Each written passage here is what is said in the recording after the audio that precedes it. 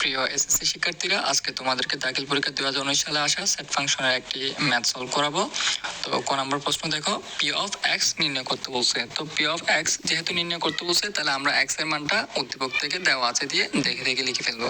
তো এরপর সুতরাং P of x equal to দিয়ে আমরা পি অফ এক্স এর উপাদানগুলো লিখবো। তো পি অফ এক্স মানে হচ্ছে শক্তি সেট।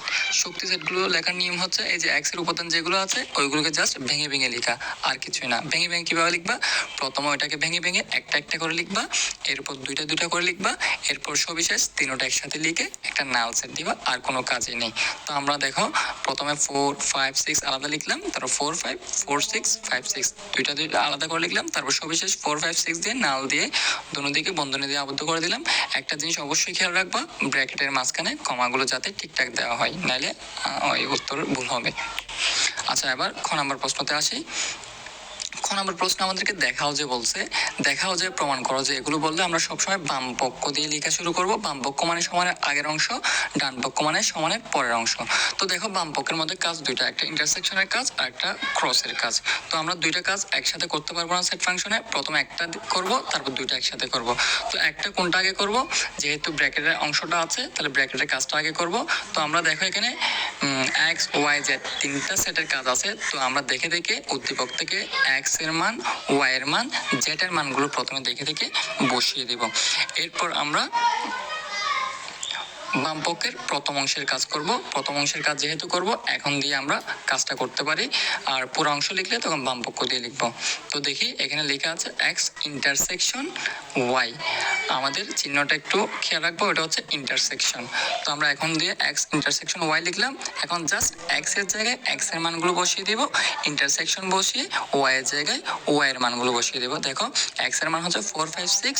এরপর আমরা ইন্টারসেকশন দেখে দেখে দিচ্ছি। এরপর ওয়াই এর জায়গায় ওয়াই এর মান হচ্ছে 5, 6, 7, ওইটা বসাচ্ছি। এখন ইন্টারসেকশনের কাজ কি? ইন্টারসেকশনের কাজ হচ্ছে দুটা সেটের মিল অংশগুলা। তোমরা খেয়াল করো, এখানে দুটা সেটের মিল অংশ হচ্ছে জাস্ট 5 এবং 6। তাই আমরা 5 এবং 6 দিয়ে দ্বিতীয় বন্ধনী দিয়ে ক্লোজ করলাম। তাহলে আমরা এক্স ওয়াই এর মান বের করা শেষ। এখন আমরা পুরো অংশটা লিখতে পারবো। তো আমরা জানি সমানের আগের পুরো অংশটা লেখার সময় বাম পক্ষ দিয়ে লিখতে হয়, সেহেতু আমরা বাম পক্ষ দিয়ে উদ্দীপক থেকে দেখে দেখে x intersection x cross Z বসিয়ে দিলাম। এখন জাস্ট এক্স ইন্টারসেকশন ওয়াই এর মান উপরে যেটা বের করছি দেখে দেখে বসাই দিচ্ছি, ক্রস জেড এর মান উপর উদ্দীপক থেকে দেখে দেখে বসিয়ে দিচ্ছি এবং বি। এখন কথা হচ্ছে ক্রসের মানগুলো আমরা কিভাবে বের করব? ক্রসের মানগুলো হচ্ছে তোমার প্রথম বন্ধনী দিয়ে জোড়া জোড়া করে লিখতে হয়। দেখো, প্রথম সেটের সাথে দ্বিতীয় সেট জোড়া জোড়া, যেমন 5 এর সাথে প্রথমে এ তারপর বি, অর্থাৎ 5A 5B।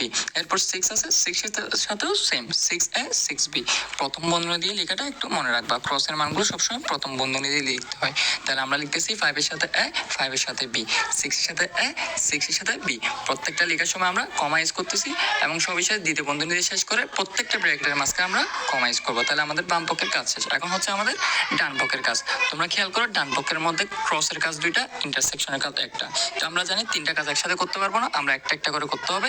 প্রথমে ক্রসের কাজ দুটোটা করব, তারপর একসাথে ইন্টারসেকশনের কাজ। তাহলে ক্রসের কাজ প্রথমটা আমরা করতেছি এক্স ক্রস জেড। তো উপরের নিয়ম অনুযায়ী এক্স এর জায়গায় এক্স এর মানটা বসিয়ে দিব দেখে দেখে 4, 5, 6। এরপর হচ্ছে ক্রস বসিয়ে দেখে দেখে জেড এর মানটা বসিয়ে দেব। তো আমরা তো জানি ক্রসের মান কিভাবে লিখতে হয়, জাস্ট প্রথম বন্ধনী দিয়ে জোড়া জোড়া করে লিখতে হয়। তাহলে আমরা সেম লিখতেছি, 4 এর সাথে প্রথমে এ, তারপর 4 এর সাথে বি, 5 এর সাথে প্রথমে এ, তারপর 5 এর সাথে বি, 6 এর সাথে এ, 6 এর সাথে বি। ক্রসের মানগুলো প্রথম বন্ধনী দিয়ে লিখতে হয়, এটা একটু মাথায় রাখবা। তাহলে আমরা প্রথম বন্ধনী দিয়ে 5A 5B 6A 6B শেষ করলাম। এরপর দ্বিতীয় বন্ধনী দিয়ে ক্লোজ করব। খেয়াল রাখবো প্রত্যেকটা বন্ধনীর মাঝখানে কমা ইউজ করতে হবে। তাহলে আমরা এক্স ক্রস জেড মান বের করে ফেলছি। এরপর আরেকটা ক্রসের মান বের করব, সেটা হচ্ছে কি উদ্দীপকে ওয়াই ক্রস জেড। তাহলে আমরা আবার দিয়ে just Y cross Z equal to দিয়ে ওয়াই এর জায়গায় ওয়াই এর মানটা বসাবো, জেড এর জায়গায় জেড এর মানটা বসাবো। দেখো, আমি লিখছি আবার ওয়াই ক্রস জেড। তাহলে ওয়াই এর জায়গায় ওয়াই এর মানটা বসাচ্ছি 5, 6, 7, ক্রস লিখতেছি জেড এর জায়গায় জেড এর মান বসাচ্ছি এ বি। উপরে তো তোমার আইডিয়া হয়ে গেছে, ক্রসের মানগুলো প্রথম বন্ধনী দিয়ে জোড়া জোড়া করে লিখতে হয়। তাহলে আমরা লিখতেছি 5 এর সাথে এ, 5 এর সাথে বি, 6 এর সাথে এ, 6 এর সাথে বি। আমার একটু মিস্টেকের কারণে আমি এটা কেটে দিচ্ছি, আবার নতুন করে লিখতেছি 5A 5B 6A 6B। এরপর হচ্ছে 7a 7b, তাহলে আমাদের হচ্ছে জোড়া জোড়া লেখা শেষ। এরপর আমরা দ্বিতীয় বন্ধনী দিয়ে ক্লোজ করব, মাঝখানে কমা যেগুলো দেওয়া হয়নি ওগুলো দিয়ে দিব। তাহলে আমাদের ক্রসের কাজ শেষ। এখন পুরো অংশটা একসাথে লিখবো। পুরো অংশটা একসাথে লিখলে সমানের পরেরটা ডান পক্ষ দিয়ে লিখতে হয়। তো আমরা ডান পক্ষ দিয়ে পুরো অংশটা জাস্ট উদ্দীপক থেকে দেখে দেখে বসিয়ে দিচ্ছি। পুরো অংশটা কিরকম ছিল, X cross Z intersection Y cross Z. তো এখানে আমাদের কোনো কাজ নেই, আমরা যেহেতু উপরে এক্স ক্রস জেড এর মান বের করে ফেলছিলাম, জাস্ট দেখে দেখে মানটা বসিয়ে দিব। 4a 4b 5a 5b 6a 6b, এখানে আমাদের আর কোনো কাজ নেই। এই মানটা বসানোর পর দেখে দেখে ইন্টারসেকশনের জায়গায় ইন্টারসেকশনটাও আমরা বসিয়ে দিব। তো আমরা এক্স ক্রস জেড এর মানটা বসাচ্ছি এখন, 5a 5b 6a 6b। তো আমাদের এখন এক্স ক্রস জেড এর মানটা বসানো শেষ। তো আমরা কি করব, এখন ওয়াই ক্রস জেড এর মানগুলো বসাবো, যেটা আমরা উপরে বের করে ফেলছি। 5a 5b 6a 6b 7a 7b। এরপর দ্বিতীয় বন্ধনী দিয়ে ক্লোজ করব। এখন আমাদের কাজ কি, যেগুলো ব্র্যাকেটের মাঝখানে কমা দেওয়া বাকি আছে ওগুলো কমাগুলো দিয়ে দিব, কমাগুলো অবশ্যই দেওয়া লাগবে। ইন্টারসেকশনের কাজ আমি উপরে বসলাম, জাস্ট দুই সেটের মধ্যে মিল যেগুলো আছে সেগুলো। তো আমরা দেখো দুই সেটের মধ্যে মিল কি কি পাচ্ছি, মিল পাচ্ছি শুধু 5a 5b 6a 6b, এই চারটা মিল পাচ্ছি প্রথম সেটের সাথে দ্বিতীয় সেট। তো আমরা যেগুলো মিল পাচ্ছি ইন্টারসেকশন নিয়ম অনুযায়ী ওইগুলো বসাই দিচ্ছি, 5a 5b 6a 6b। আচ্ছা, আমরা বসিয়ে দিলাম। এখন আমাদের ডান পক্ষের কাজ শেষ। এখন দেখতে হবে আমাদের ডান পক্ষের সাথে বাম পক্ষ মিলছে কিনা, যদি মিলে থাকে তাহলে আমাদের আনসারটা সঠিক। তো এখন আমরা বাম পক্ষের মানটা একটু মিলিয়ে দেখি মানটা ঠিকঠাক আছে কিনা। যদি ঠিক থাকে তাহলে আমরা মনে করবো আমাদের অঙ্কটি হয়ে গেছে। আচ্ছা, এবার দেখি আমাদের বাম পক্ষতে কি কাজ ছিল, মান বাম পক্ষে ছিল 5a 5b 6a 6b। তো আমরা ডান পক্ষ 5a 5b 6a 6b, তার মানে আমাদের আনসারটা সঠিক হয়েছে। তাহলে এখন আমরা জাস্ট লিখে দিব, সুতরাং বাম পক্ষ সমান ডান পক্ষ প্রমাণিত। আমাদের খ নাম্বার অঙ্কটা এখানেই সমাপ্ত। আশা করছি তোমরা খ নাম্বার অঙ্কটা ভালোভাবে বুঝতে পেরেছো। এখন আমরা গ নাম্বার অঙ্কটা সলভ করব। দেখো গ নাম্বার অঙ্কের মধ্যে প্রমাণ করো যে বলছে। তো আমরা জানি প্রমাণ করো দেখা হচ্ছে এগুলো বললে সবসময় বাম পক্ষ এবং ডান পক্ষ দিয়ে লিখতে হয়। তো বাম পক্ষের মধ্যে কি আছে, এফ অফ 1/a স্কয়ার, তার মানে এটা ফাংশনের অঙ্ক। তাহলে যেহেতু এখানে এফ অফ 1/a স্কয়ার মান বের করতে বলছে বাম পক্ষ দিয়ে, তাহলে আমাদেরকে উদ্দীপকে এফ অফ কোথায় দেওয়া আছে দেখতে হবে। এই যে দেখো এফ অফ এর মান দেওয়া আছে, তাহলে যেখানে এফ অফ থাকবে সেখানে সবসময় উদ্দীপকের মধ্যে একটা এফ অফ এর মান দেওয়া থাকবে। তাহলে আমরা উদ্দীপকেরটা আগে দেওয়া আছে দিয়ে সব সময় সব ফাংশনের অঙ্কতে বসিয়ে দিব। তাহলে আমরা দেওয়া আছে বসাচ্ছি F of A equal to 1 plus A square plus A to the power 4। এরপর আমরা জাস্ট সুতরাং বাম পক্ষ দিয়ে এফ অফ 1/a স্কোয়ারটা বসিয়ে দিব। তাহলে আমরা বসাচ্ছি সুতরাং বাম পক্ষ equal to F of 1/a square. তো আমরা দেখো এখানে উপরে ছিল এফ অফ এ, জাস্ট এর জায়গায় হয়ে গেছে 1/a স্কোয়ার। তার মানে আমরা মানের ক্ষেত্রে যেখানে এ আছে জাস্ট এর জায়গায় 1/a স্কোয়ারটা বসিয়ে দেবো, আর কোনো এখানে কাজ নাই। তো আমরা দেখো কি করতে পারি, 1 এর জায়গায় বসে গেছে, যেহেতু এখানে এ আছে আমরা জানি এর জায়গায় কি বসাতে হবে এখন 1/a স্কোয়ার। তাহলে এর জায়গায় আমরা 1/a স্কোয়ার বসিয়ে দিচ্ছি। হ্যাঁ, উপরে যেহেতু স্কোয়ার ছিল ওটা ব্র্যাকেট দিয়ে স্কোয়ারটা দিচ্ছি। এখানে এ আছে তার মানে এর জায়গায় বসবে 1/a স্কোয়ার, তাহলে 1/a স্কোয়ার বসিয়ে দিচ্ছি। উপরে টু দি পাওয়ার 4 ছিল, টু দি পাওয়ার 4 আমরা বসিয়ে দিচ্ছি।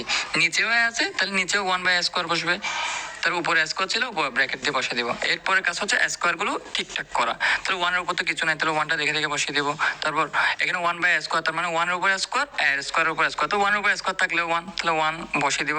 তাহলে এ স্কোয়ারের উপর আরেকটা স্কোয়ার থাকে, স্কোয়ারের উপর আরেকটা পাওয়ার থাকলে পাওয়ার গুলো গুণ করতে হয়। তাহলে 2 2 গুণ 4, তাহলে এর পাওয়ার হচ্ছে কত এখন, এ টু দি পাওয়ার 4। তাহলে প্লাস বসিয়ে দিব। এখানেও সেম 1 এর উপর যতই পাওয়ার থাকুক না কেন আনসার 1 বসিয়ে দিচ্ছি।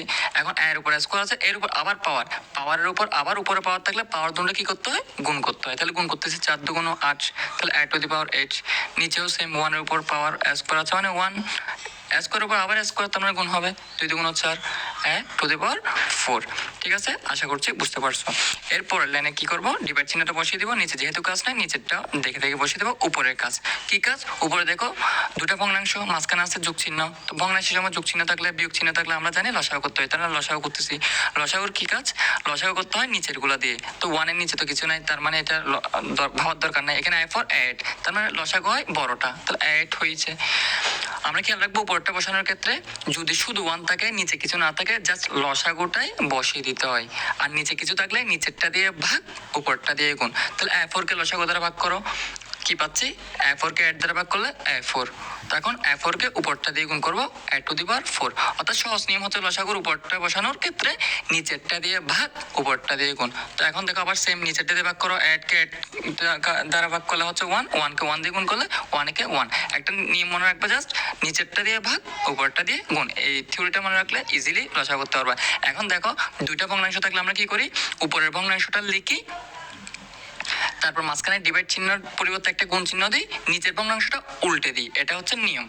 1টা নিচে ছিল, উপরে ছিল, নিচে এসে গেছে। 4টা উপরে ছিল, নিচে চলে গেছে। এখন দেখো উপরে নিচে আমরা কাটাকাটি করতেছি। A4 কে 8 দ্বারা ভাগ করলে A4 হয়, তো A4টা বসিয়ে দিলাম।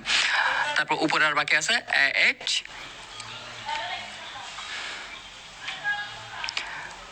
Plus A to the power 4 plus 1। তার মানে এটা হচ্ছে বাম পক্ষের মান। তাহলে বাম পক্ষের কাজ শেষ, আমরা এখন ডান পক্ষের কাজ করব। তো ডান পক্ষের মধ্যে কি আছে? f of a square. তার মানে সুতরাং আগেরটার মতো ডান পক্ষ f of a square equal to দিয়ে বসাবো। অর্থাৎ আগের বার a এর জায়গায় 1/a স্কয়ার বসাইছিলাম, এখন a এর জায়গায় কি বসাইতে হবে? Just a square. দেখো 1, তাহলে 1 বসিয়ে দিয়েছি, a আছে, a এর জায়গায় a স্কয়ার হয়ে গেছে।